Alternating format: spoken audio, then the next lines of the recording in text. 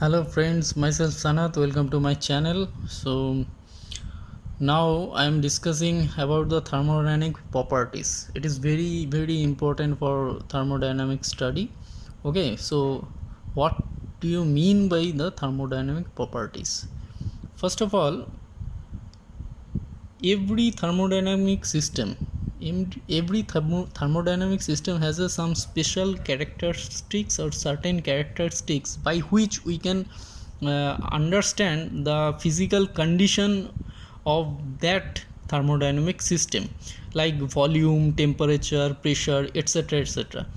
Such characteristics are called the properties. Okay, so the such characteristics are called the properties. Okay, you can say like that way, that the condition of any state, any thermodynamic state, is described by the variables, which by which variables that that called the properties of that state or that system. Okay, so it is very important.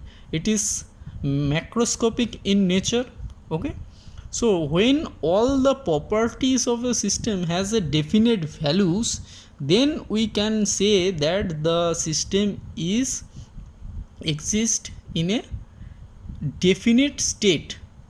Okay, this that system is exist in a definite state. When the properties have a definite value, then we can say the system exist at a definite state. Okay, so up to this clear na? Now there is a two type of soft properties we actually seen in our daily lives or in thermodynamics actually. So what are the properties this type of? One is the intensive properties, and next is the extensive properties.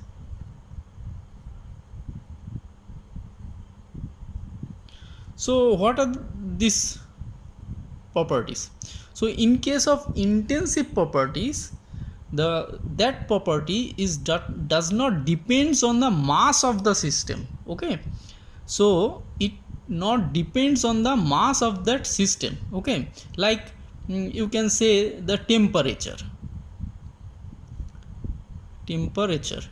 does not depends on the mass of that system, no? So this is a intensive property.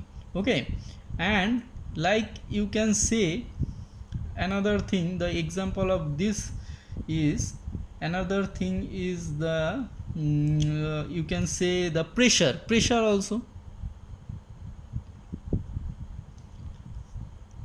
Now in case of extensive properties, it depends on the mass of that system, like volume, energy. Okay, and this energy means the internal energy, you can say that energy. Okay, etc. So this is the basic difference between these two. Okay, and remember one thing, that any extensive property, if we are including this, like every extensive property, if you add, suppose this is the volume, if I say the specific volume,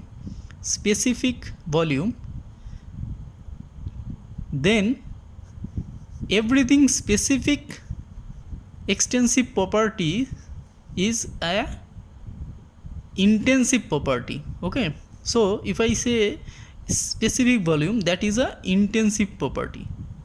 It is a intensive property. That means volume per unit mass means specific volume. Now anything per unit mass is a intensive property. If I say the specific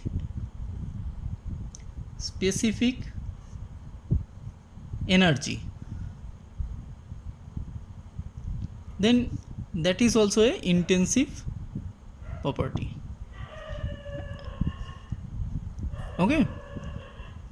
Okay guys, so if you like my videos, please share and subscribe this. Okay, bye.